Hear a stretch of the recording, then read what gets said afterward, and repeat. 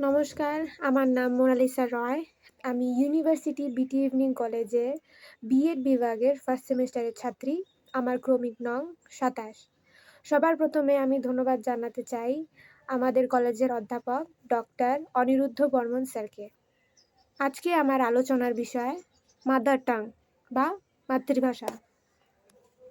Table of contents.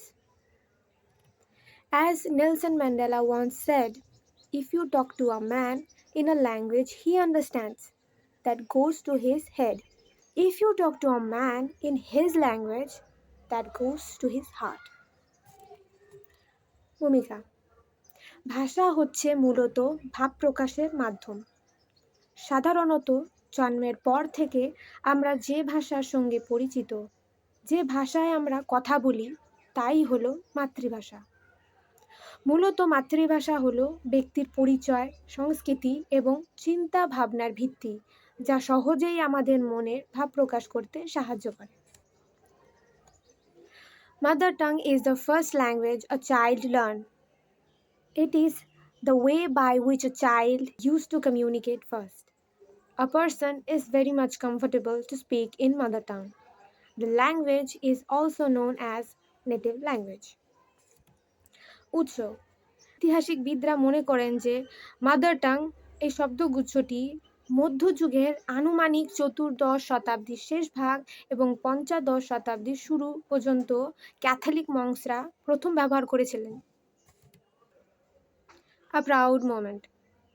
1952 সালের মহান ভাষা আন্দোলনের মাধ্যমে বাঙালি জাতি যে রক্ত দান করেছেন, তার ফলেই আজ 21শে ফেব্রুয়ারি আন্তর্জাতিক মাতৃভাষা হিসেবে বিশ্বজুড়ে স্বীকৃত।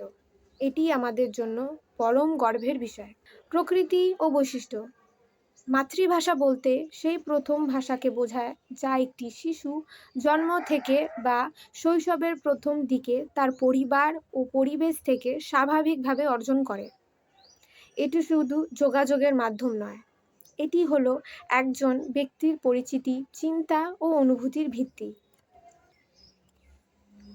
প্রথম ভাষা বা ফার্স্ট ল্যাঙ্গুয়েজ। এটিই হলো প্রথম ভাষা যা শিশু শেখে। এর মাধ্যমে সে জগৎকে চিনতে ও বুঝতে শুরু করে। মাতৃভাষা মানসিক ও বৌদ্ধিক বিকাশের ভিত্তি তৈরি করে। সাংস্কৃতিক সংযোগের সেতু, ব্রিজ টু কালচার। মাতৃভাষা একটি জাতি, সংস্কৃতি, ঐতিহ্য, সাহিত্য ও ইতিহাসের বাহন। এটি ব্যক্তিকে তার জাতিগোষ্ঠীর সঙ্গে গভীরভাবে যুক্ত করে। মন ও মানসিক বিকাশের ভূমিকা, রোল ইন কগনিটিভ ডেভেলপমেন্ট। এটি চিন্তা ও যুক্তির ভিত্তি তৈরি করে। মাতৃভাষার মাধ্যমে অর্জিত জ্ঞান সহজে মস্তিষ্কে স্থায়িত্ব লাভ করে। শিশুরা তাদের চারপাশের জগৎকে চিনতে শেখে মাতৃভাষার মাধ্যমে।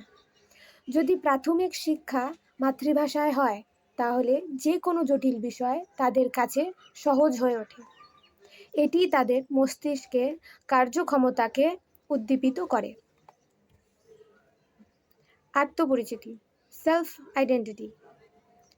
মাতৃভাষা একজন ব্যক্তির আত্মপরিচিতি বা আইডেন্টিটি গঠনের কেন্দ্রীয় ভূমিকা পালন করে।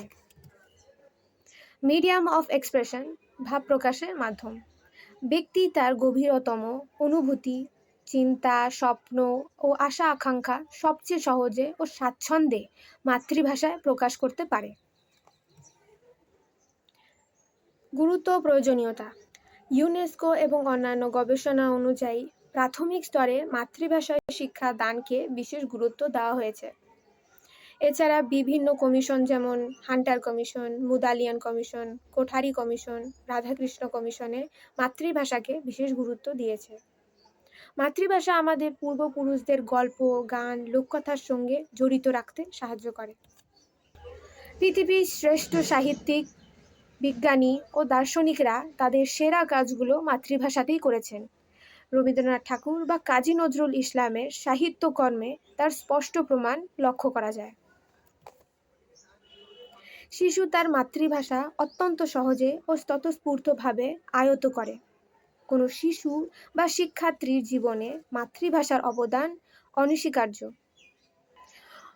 অনেকেই মনে করেন শুধু ইংরেজি বা আন্তর্জাতিক ভাষা শিখলেই উন্নতি সম্ভব, কিন্তু ভাষাবিজ্ঞানীদের মতে মাতৃভাষা হলো অন্য সব ভাষার চাবিকাঠি। শিক্ষার ওপর প্রভাব।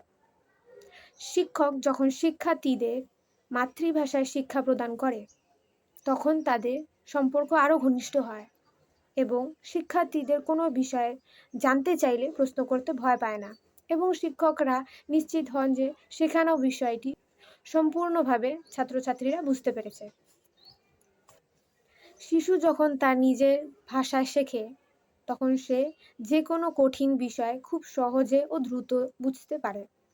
এটি তার চিন্তা শক্তি ও সৃজনশীলতা বৃদ্ধি করে।